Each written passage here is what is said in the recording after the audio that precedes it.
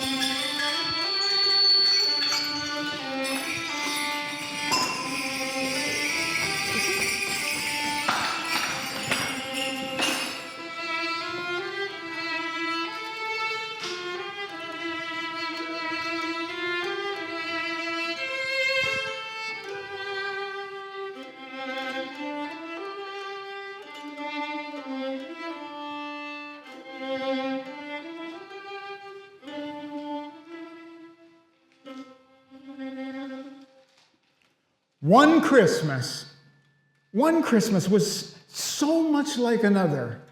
In those years around the Seatown corner now, out of all sound except the distant speaking of the voices I sometimes hear a moment before I sleep, that I can never remember whether it snowed for 6 days and 6 nights when I was 12, or whether it snowed for 12 days and 12 nights when I was 6.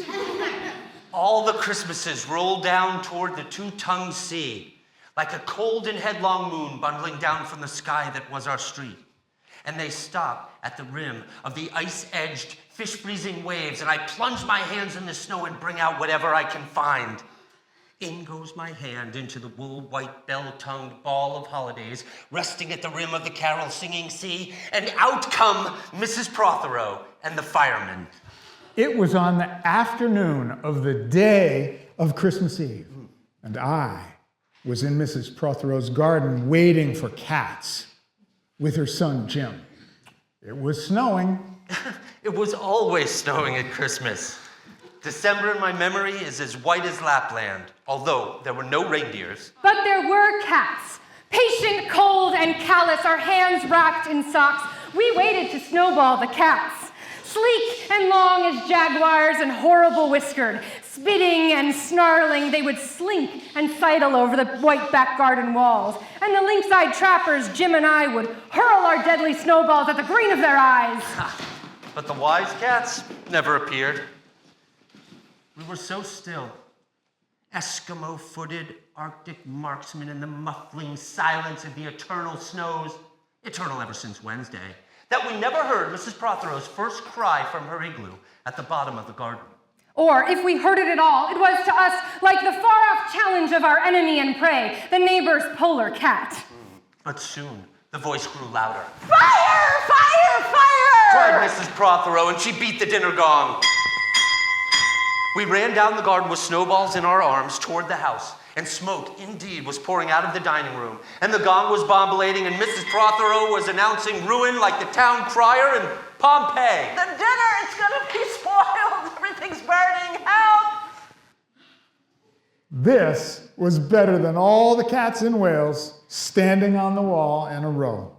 We bounded into the house laden with snowballs and stopped at the open door of the smoke-filled room. Something was burning, all right. Perhaps it was Mr. Prothero, who always slept there after midday dinner with a newspaper over his face. But he was standing in the middle of the room saying, "A fine Christmas pudding!" and smacking at the smoke with a slipper. Call the fire brigade! Well, they won't be there. It's Christmas! There was no fire to be seen, only clouds of smoke, and Mr. Prothero standing in the middle of the room, waving his slipper as though he were conducting. Well, do something! And we threw all our snowballs into the smoke. I think we missed Mr. Prothero, and we ran out of the house to the telephone box. Let's call the police and the ambulance. Anthony Jenkins, yeah, he likes fire. But we only called the fire brigade, and soon the fire engine came, and 5 tall men in helmets brought a hose into the house. And Mr. Prothero got out just in time before they turned on the hose.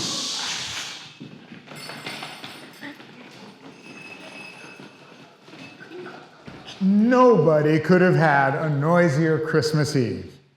And when the firemen turned off the hose and were standing in the wet, smoky room, Jim's aunt, Miss Prothero, came downstairs and peered in at them.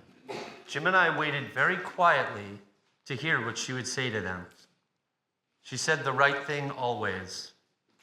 She looked at the 5 tall firemen in their shining helmets, standing there amongst the smoke and cinders and dissolving snowballs, and she said, Would you like something to read?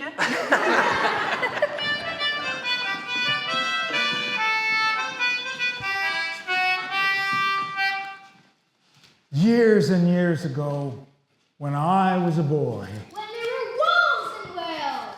and birds the color of red flannel petticoats whistled past the harp-shaped hills, when we sang and wallowed all night and day in caves that smelt like Sunday afternoons in damp front farmhouse parlors.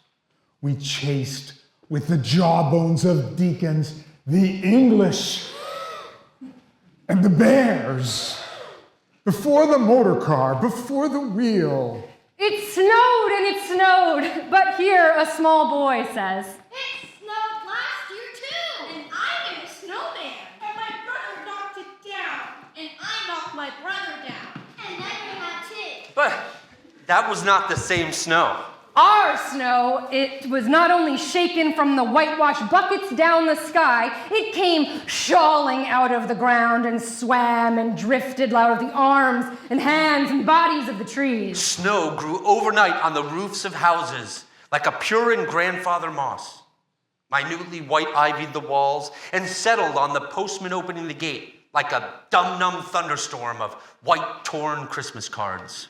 Were there postmen then too? With sprinkling eyes and wind-cherried noses on spread frozen feet crunched up to the doors and mittened on them manfully. But all that the children could hear were the ringing of the bells. Wait, do you mean that the postman went rat-a-tat-tat and the doors rang? I mean that the bells the children could hear were inside them. I only heard that there's sometimes dinner bells. There were church bells too? Inside them? No, not inside them. In the bat black snow-white belfries, tugged by bishops and storks. The bells rang their tidings over the bandaged town, over the frozen foam of the powder and ice cream hills, over the crackling sea.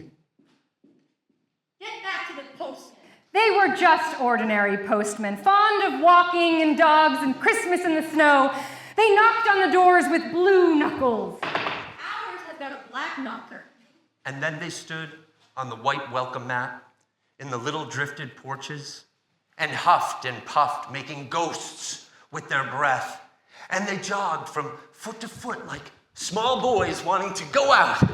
And then the presents? And then the presents. After the Christmas box, and the cold postman with a rose on his button nose tingled down the tea tray slithered run of the chilly, glinting hill. He went in his ice-bound boots like a man on fishmonger slabs. He wagged his bag like a frozen camel's hump, dizzily spun the corner on one foot, and by God, he was gone. Get back to the presents. And there were the useful presents. Engulfing mufflers and mittens made for giant sloths. And zebra scarves of a substance like silky gum that could be tug-of-warred right down to the galoshes. And from aunts who always wear wool next to their skin, there were rasping vests that made you wonder why these aunts had any skin left at all. Oh, and once I had a little crocheted nose bag from an aunt now, alas, no longer whinnying with us. And pictureless books in which small boys, though warned not to, with quotation marks, would skate on Farmer Giles' pond and did and drowned. Come on to do some presents. Well, there were bags of moist and many-colored jelly babies, and a folded flag, and a false nose, and a tram conductor's cap. And a machine that punched a ticket, rang a bell, never once a catapult. Phew. Oh, and by mistake, one time that no one could ever explain, a little hatchet. Oh, and a celluloid duck that made, when you pressed it, a most unduck-like mewing mew that an ambitious cow might make who wished to be, a cat might make that wished to be a cow. And a painting book on which I could make the grass, the trees, the sea, and the animal any color I pleased. And still, the dazzling sky blue sheep are grazing in the red fields under the rainbow-billed and pea-green birds. And troops of bright tin soldiers who, if they could not fight, could always run.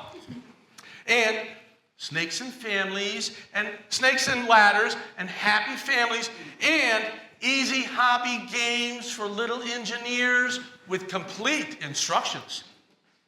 And a whistle to make the dogs bark, to wake up the old man next door, to make him beat on the wall with his stick, to shake our pictures off the wall. And a pack of cigarettes.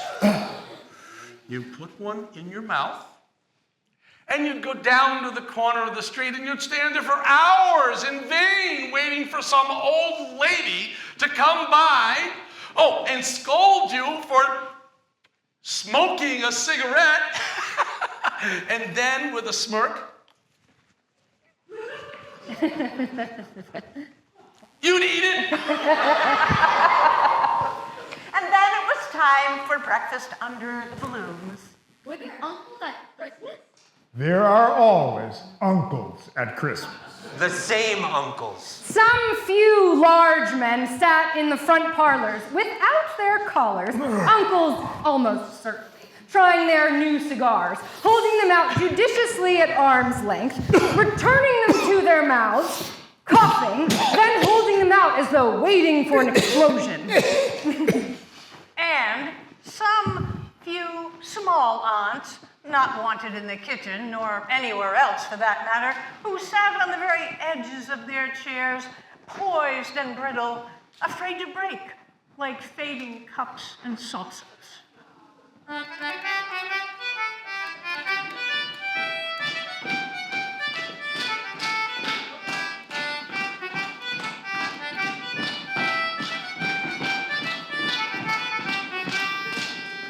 For dinner, we had turkey and blazing pudding. And after dinner, the uncles sat in front of the fire, loosened all buttons, put their large, moist hands over their watch chains, groaned a little, and slept. Mothers, aunts, and sisters scuttled to and fro bearing tureens. Aunt Bessie, who had already been frightened twice by a clockwork mouse, whimpered and had some elderberry wine. Aunt Hannah had to have 3 aspirin, but Aunt Dosey, who liked port, stood in the middle of the snowbound backyard singing like a big-bosomed thrush. Let me call you sweetheart, I'm in love with you. Let me hear you whisper that you love me too. The dog was sick. I would blow up balloons to see how big they would blow up to. And when they burst, which they all did, the uncles jumped and rumbled.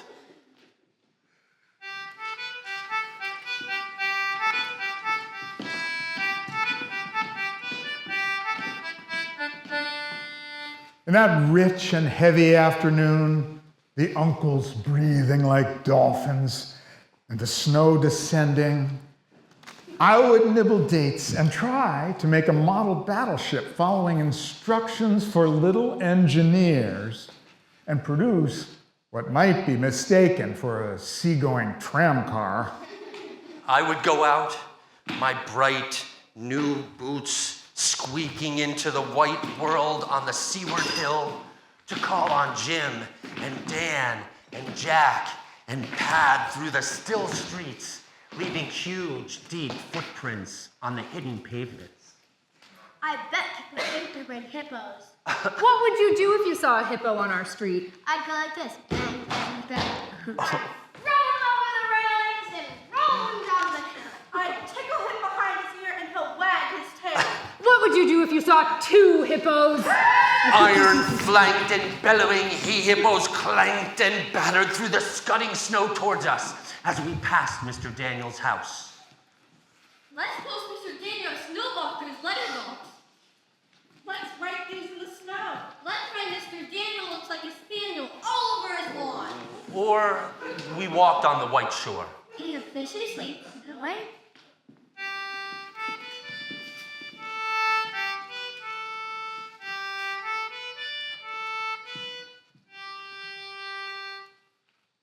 The silent, one-clouded heavens drifted onto the sea, and we returned home through the poor streets, where only a few children fumbled with bare red fingers in the wheel-rutted snow and catcalled after us. Their voices fading away as we trudged uphill into the cries of the dock birds and the hooting of ships out in the whirling bay. And then at tea, the recovered uncles would be jolly, and the ice cake loomed in the center of the table like a marble grave. And Auntie Hannah laced her tea with rum because it was only once a year.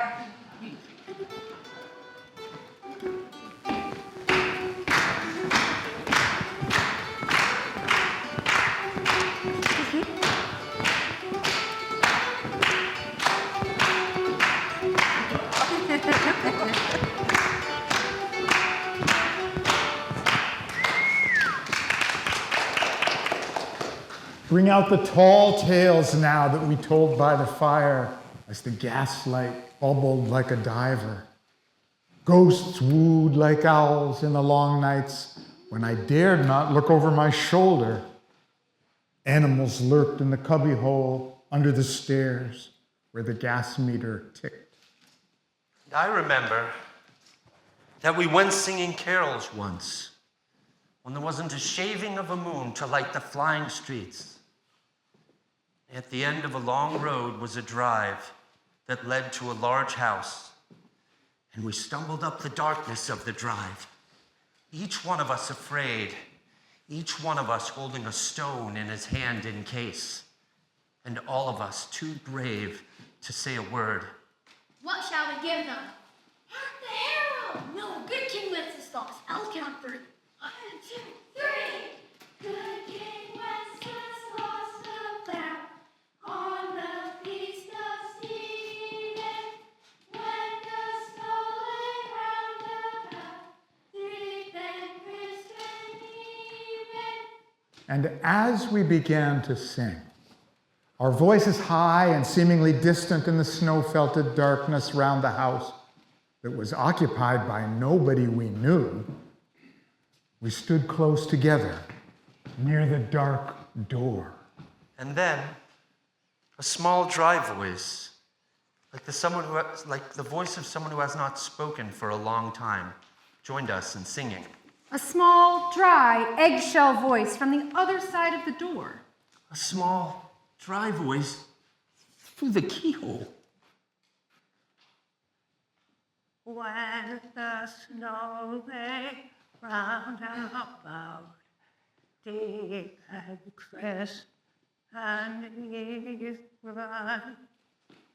And we stopped running through outsider paths, just like running level, so them exploded under the hot water bowl of open gas. Everything was good again, and the show over the town. Perhaps it was a ghost, perhaps it was trolls. Let's go in and see if there's any sweets left. And we did that. It was very warm in the little house. Auntie Hannah, who had got onto the parsnip wine, sang a song about bleeding hearts and death. My heart is bleeding, and I fear that death is near. And then in another, in which she said her heart was like a bird's nest. My heart is like a bird's nest. It's so lovely and embracing. And then everybody laughed again. And then I went to bed. Looking through my bedroom window, out into the moonlight and the unending smoke-colored snow, I could see the lights in the windows of all the other houses on our hill and hear the music rising from them up the long, steadily falling night. I turned the gas down. I got into bed. I said some words to the close and holy darkness, and then I slept.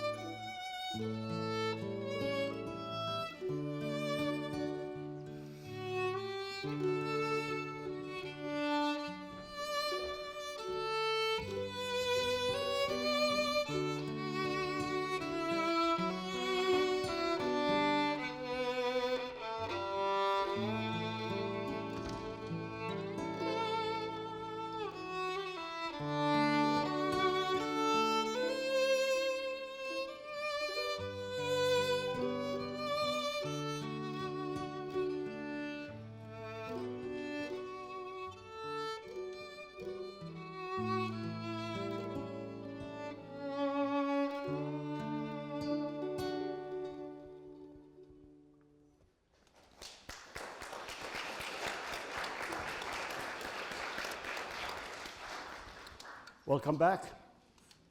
Did you enjoy the reading of A Child's Christmas in Wales? Yeah, nice, huh? Well, we're going to be switching gears a little bit for the second half of our show tonight. It's Christmas season, and Christmas is all about joy and good cheer. It's a time for love of family and community, a time for kindness, generosity, and empathy. Or so we'd like it to be. It's what we tell our children, although we know it's not the case much of the rest of the year. For me, Christmas can be a difficult time. There have been difficult times, especially in the last 2 years. You see, I'm Palestinian. My name is Fateh. My family is from Nazareth. Our family church, the Church of the Annunciation, is said to have been built atop what we call Ain al-Adra, the Virgin's Spring, believed to be the spot where the Archangel Gabriel announced to the Virgin Mary the news of her Immaculate Conception 2025 years ago. You can smell the history when you take the steps down into our church. Centuries of frankincense are embedded in these walls. Jesus the Nazarene was not born in Nazareth. He was born 150 kilometers or so south in Bethlehem. And I was not born in Nazareth. I was born a couple of 100 kilometers north, a refugee on the other side of a very hard border. I'm not claiming kinship to Jesus, mind you, but it's always been one of the reasons that I've always liked Christmas. Growing up, of course, I always loved the festivities, the celebratory atmosphere, the presents, the carols. شاشرة الميلادية ملكة الأشجار. I love the Byzantine hymns of the Eastern Orthodox Church. But most importantly, I really looked forward to gatherings of remnants of our extended family, hearing them reminisce about Christmases in Palestine, about friends and family left behind or scattered in Syria, Lebanon, Jordan, everywhere else. Where's Uncle Mansour? Has anyone heard from Uncle Mansour lately? Inshallah, one day we will return. That was the mantra. One day we shall return. When my parents passed away, my sister and I made sure they returned home. They're now lying in eternal rest in the cemetery of our family church in Nazareth.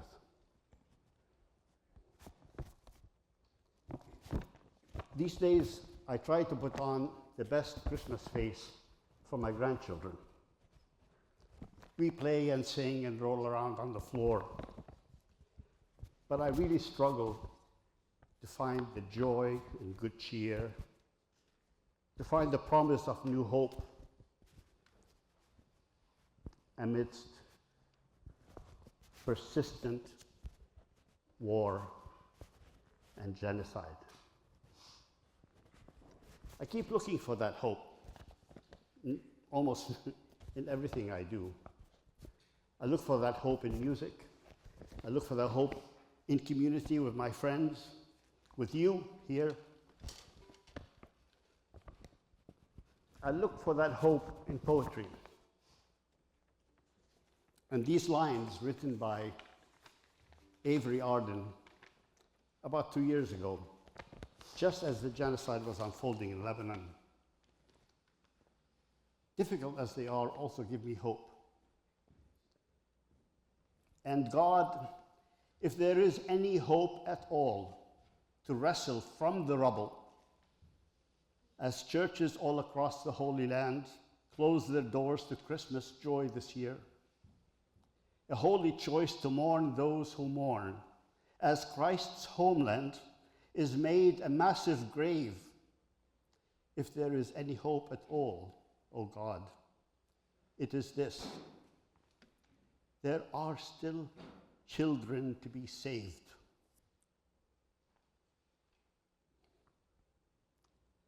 Not every olive branch is burned. To me, this is a call to action for us to speak out against injustice. Our Jewish friends say, tikkun olam, to repair the world. There is much to repair in this world, and nobody's going to do it except us. And we start by recognizing, embracing the humanity in one another. And that's what this coming piece is about. In the trenches of World War I, on the eve of Christmas, 1914, German and British soldiers did recognize and celebrate each other's humanity for an evening. Didn't last long. The next day, they were pulled off the front lines by the generals. But they had that evening. They wrote about it, and they kept that memory.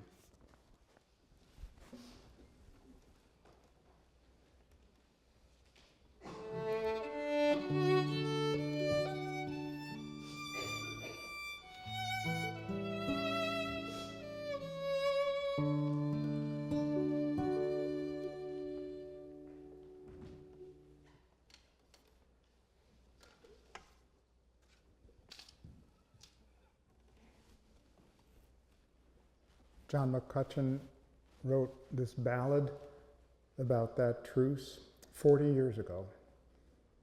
It feels tonight as if it could have been yesterday, connected as it is to the words and the hopes we heard just now from Fatah.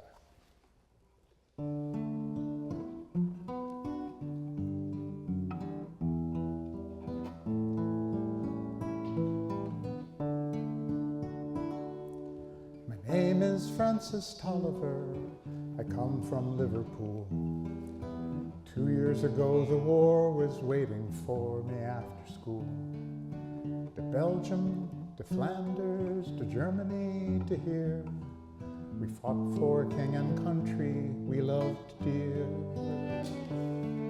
This Christmas in the trenches where the frost so bitter hung. The frozen fields of France were still, no Christmas song was sung. Our families back in England were toasting us that day. They're brave and glorious lads so far away.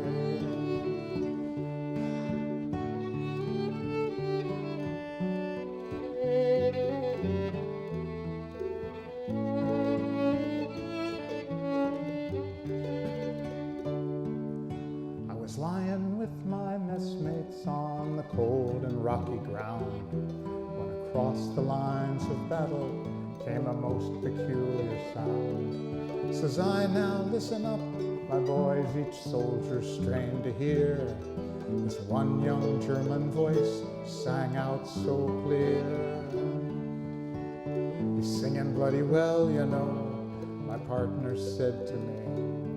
Soon one by one each German voice joined in harmony. The cannons rested silent, the gas clouds rolled no more, as Christmas brought us respite from the war.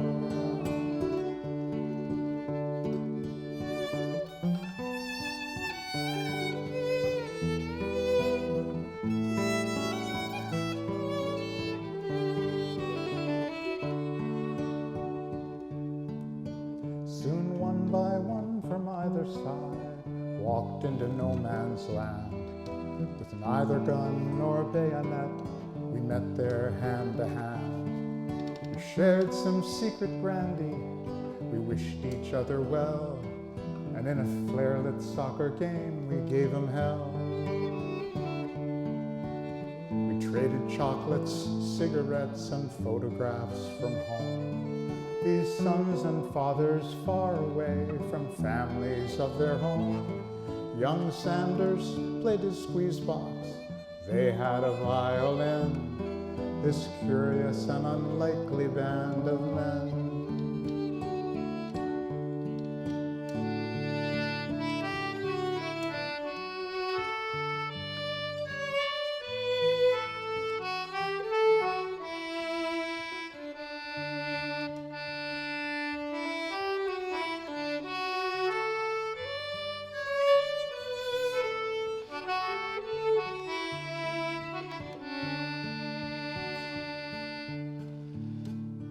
Soon daylight stole upon us. France was France once more. With sad farewells, we each began to settle back to war. But the question haunted every heart that lived that wondrous night. Whose family have I fixed within my sights? Christmas in the trenches, where the frost so bitter hung. The frozen fields of France were warmed as songs of peace were sung. For the walls they'd kept between us to exact the work of war had been crumbled and were gone forevermore. My name is Francis Tolliver. In Liverpool I dwell. Each Christmas come since World War I, I've learned its lessons well. The ones who call the shots won't be among the dead and lame.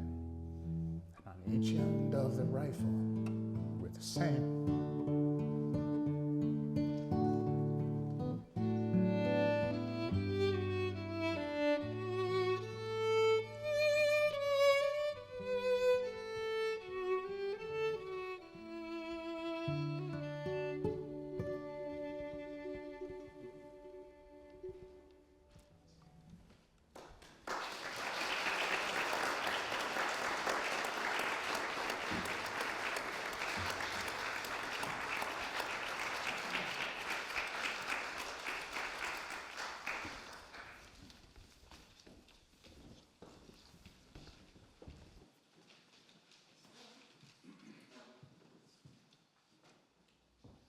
Christmas Day, 1914. My dear sister Janet, it's 2 o'clock in the morning, and most of our men are asleep in their dugouts, yet I could not sleep myself before writing to you about these wonderful events that happened this Christmas Eve. In truth, what happened seems almost like a fairy tale, and if I hadn't been through it myself, I would scarce believe it. Just imagine, while you and the family were singing carols before the fire there in London, I was doing the same with enemy soldiers on the battlefields of France. As I wrote before, there has been little serious fighting of late. The first battles of the war left so many dead that both sides have held back until replacements could come from home. So mostly we have waited, stayed in our trenches, and waited.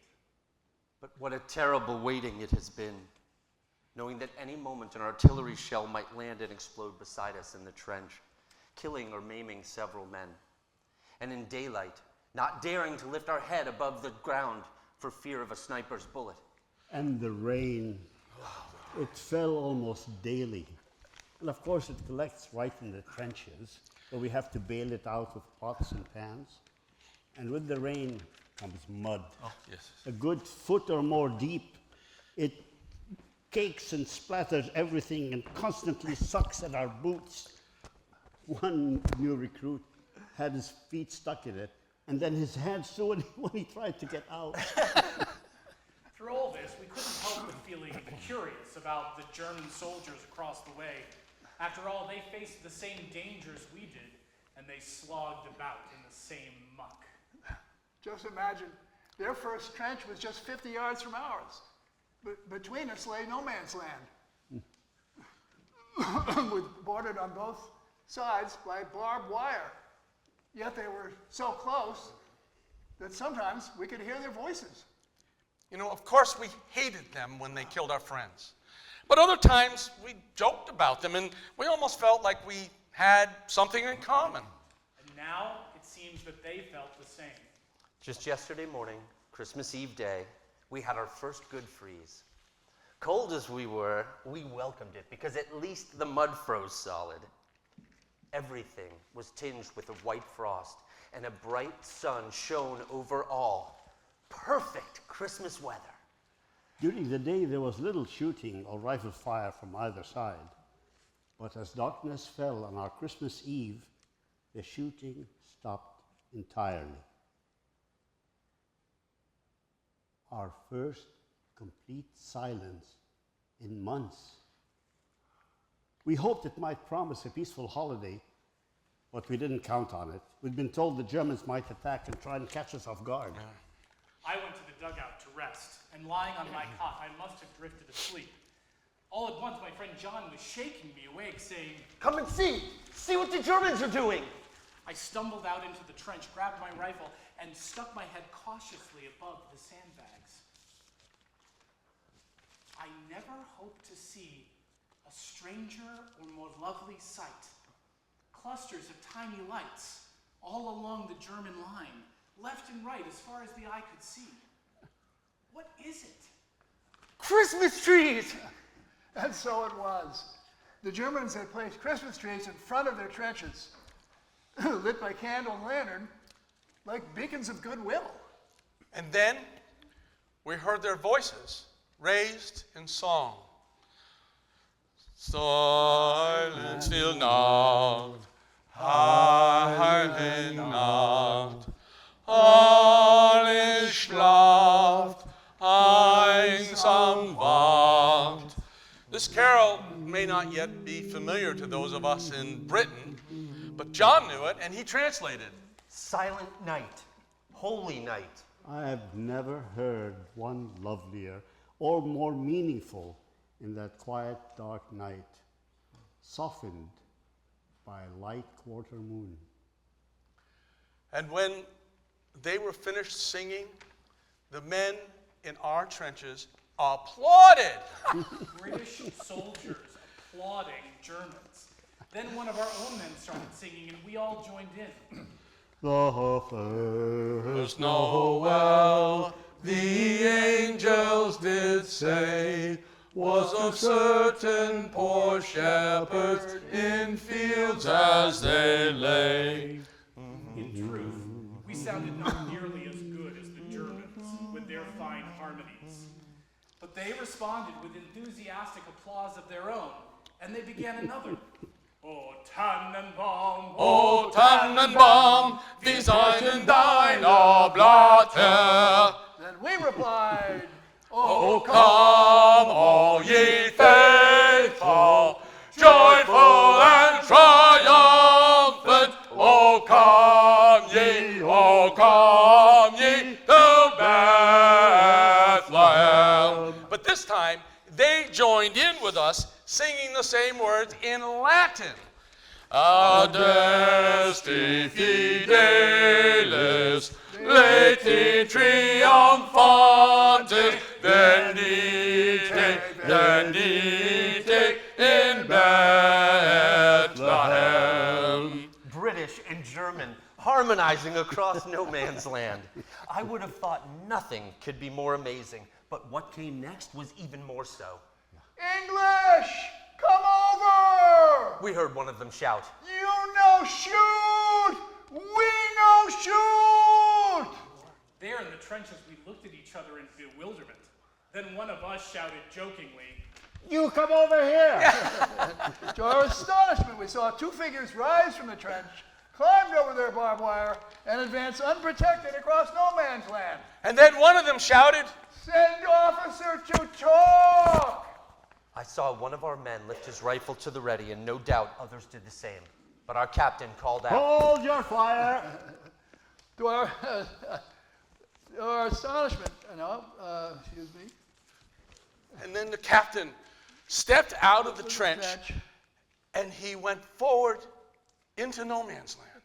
We heard them talking, and a few minutes later, the captain came back with a German cigar in his mouth. We've agreed there will be no shooting before midnight tomorrow. But the sentries are to remain on duty, and the rest of you stay alert. Across the way, we could make out groups of 2 or 3 soldiers coming out of the trenches toward us.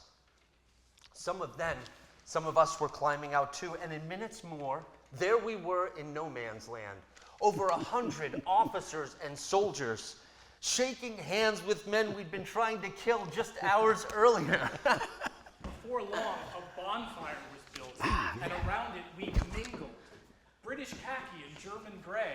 I must say the Germans were the better dressed, with fresh uniforms for the holiday. Now, only a couple of our men knew German, but more of the Germans knew English, and I asked them, why was that? Because many have worked in England.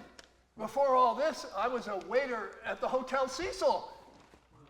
Perhaps I waited on your table. Perhaps you did, I said. And then he told me he had a girlfriend in London and that the war had disrupted their plans for marriage. I told him, don't worry, we'll have you beat by Easter. You can come back and marry the girl. And he laughed at that. And then he asked me if I would send her a postcard he'd give me later. I promised I would. Another German had been a porter in Victoria Station. He showed me a picture of his family back in Munich. His eldest sister was so lovely. I said I should love to meet her one day. What? He beamed and said he would like that very much. What? And he gave me his family address. Even those who could not converse could still exchange gifts. Our cigarettes for their cigars, our tea for their coffee, our corned beef for their sausages. Badges and buttons from uniforms changed owners, and one of our lads even walked off with the infamous spiked helmet. I myself traded a jackknife for a leather equipment belt. A fine souvenir to show when I get home. Yeah, and newspapers too changed hands. And the Germans howled with laughter at ours. They assured us that France was finished and Russia was nearly beaten too. And we told them that was nonsense. And then one of them said, Well, you believe your newspapers and we'll believe ours. Clearly they are lied to. Yet after meeting these men, I wonder how truthful our own newspapers have been. These are not the savage barbarians we've read so much about. They are men with homes and families, hopes and fears, principles, and yes, love of country. In other words, men like ourselves. Why are we led to believe otherwise? As it grew late, a few more songs were traded around the fire, and then all joined in for I Am Not Kidding You. Should an old acquaintance be forgot and never brought to mind? Should old acquaintance be forgot and days of old lang syne? Then we parted with promises to meet again tomorrow, and even some talk of a football match. Yeah, so I was just starting back to the trenches when an older German grabbed me by the arm. My God, why cannot we have peace and all go home? That you must ask your emperor. Perhaps, my friend, but also we must ask our hearts.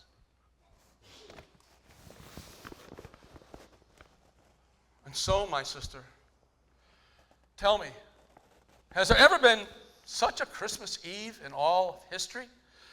And what is it that makes this possible, this impossible befriending of enemies? For the fighting here, of course, it means regrettably little. Decent fellows those soldiers may be, but they follow orders and we do the same. Besides, we're here to stop their army and send it home, and never could we shirk that duty. Still, one cannot help But imagine what would happen if the spirit shown here were caught by the nations of the world. Of course, disputes must always arise. But what if our leaders were to offer well wishes instead of warnings? Songs in place of slurs, presents in place of reprisals.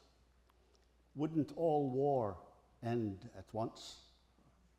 All nations say they want peace. Yet, on this Christmas morning, I wonder if we want it quite enough. Your loving brother, Tom.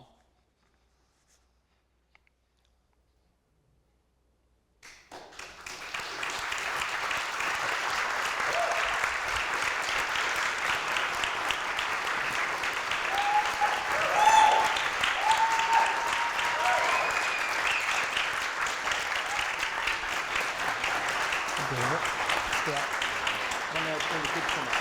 What? When the kids come out. Yeah.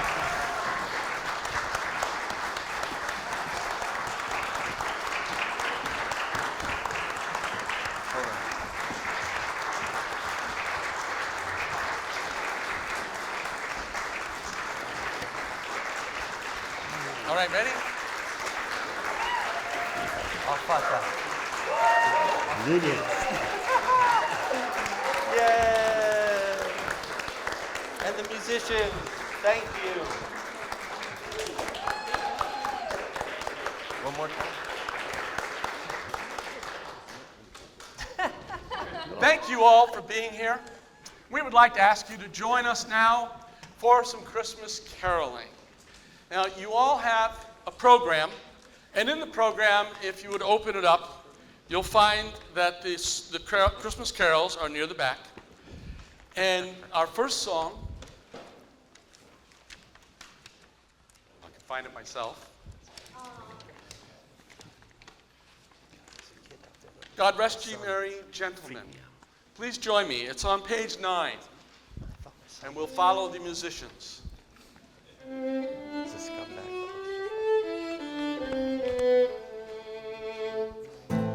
God rest ye merry gentlemen, let nothing you dismay. Remember Christ our Savior was born on Christmas Day, to save us all from Satan's power in an honest day. Oh, tidings of comfort and joy, comfort and joy. Oh, tidings of comfort and joy. In Bethlehem indeed, blessed babe was born, and laid within a manger upon his blessed morn. With which his mother Mary did nothing take in scorn. Oh, tidings of comfort and joy, comfort and joy. Oh, tidings of comfort and joy. Thank you. And our next song is Angels We Have Heard on High.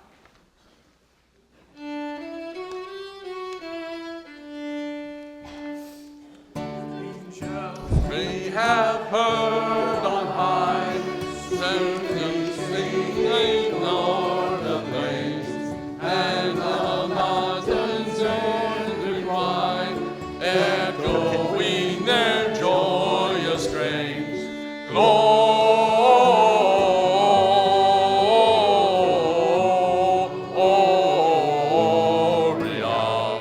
in excelsis Deo. Gloria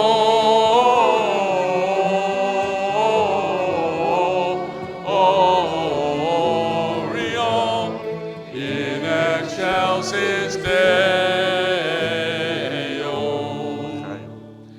Shepherds, why this jubilee? Why your joyous strains prolong? What the gladsome tidings be, which inspire your heavenly song? Gloria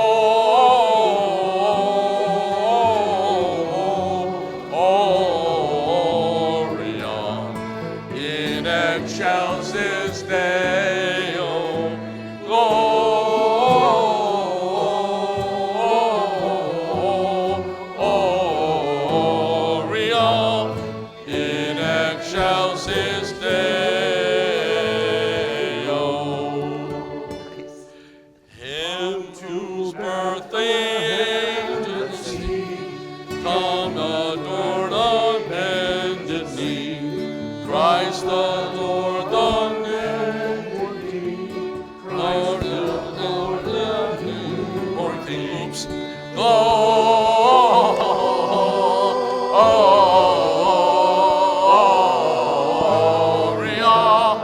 in excelsis Deo.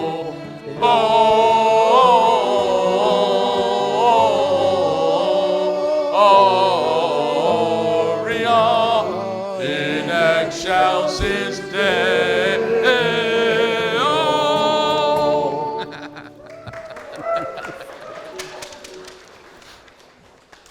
Let's deck the halls with boughs of holly.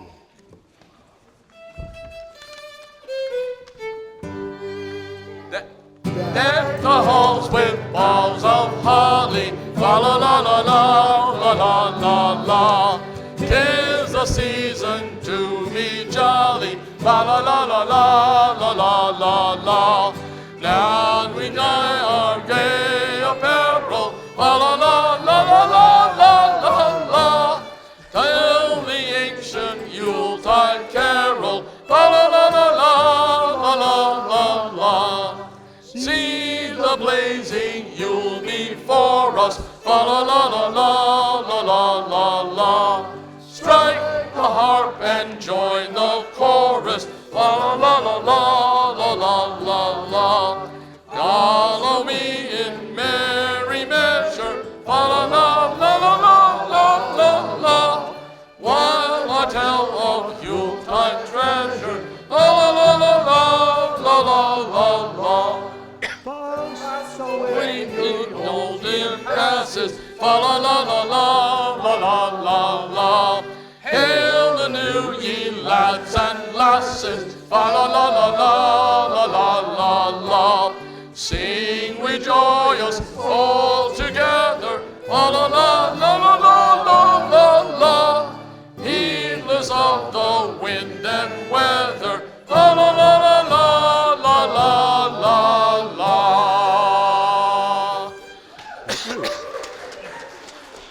Joy to the world!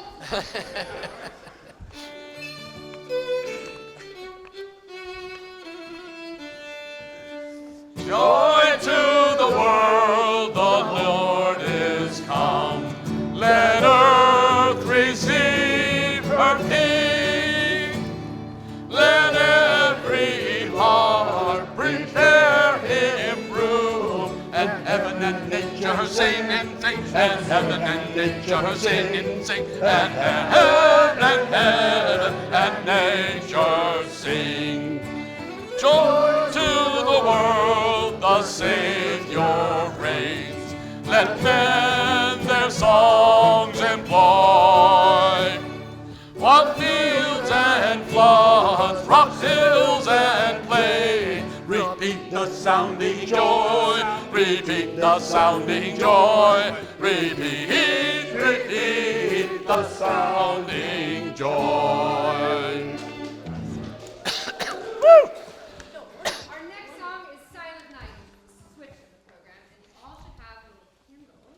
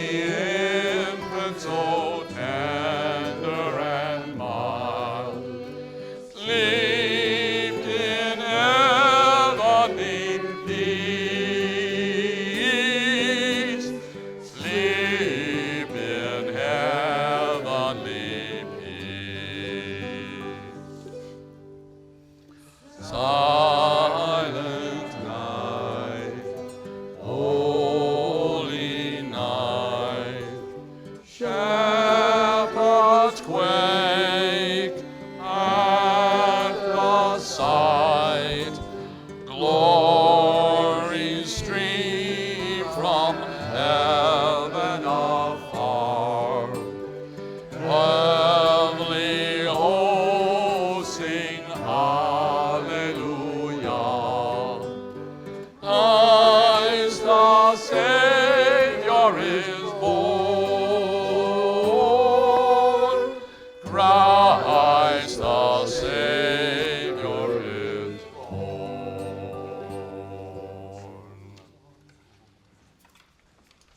The next song is Jingle All Rock.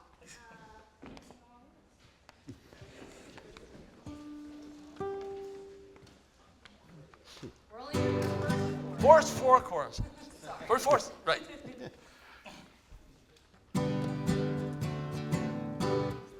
Here you go.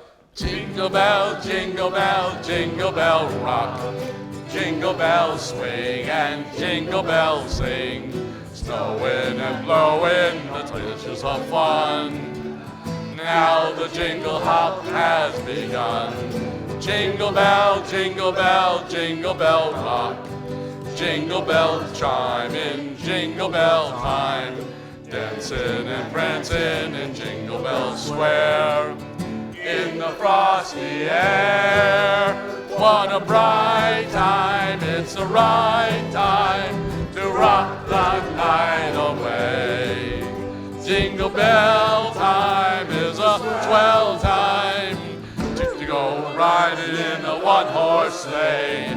Giddy up, jingle horse, pick up your feet, jingle around the clock. Mix and a mingle and a jingle and feet.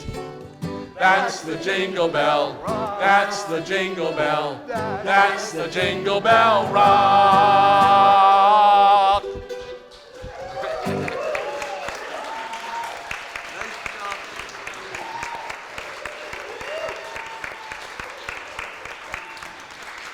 Well done. Thank you all, everyone. Thank you. Let's do it. Oh yeah, let's take a bow. Oh.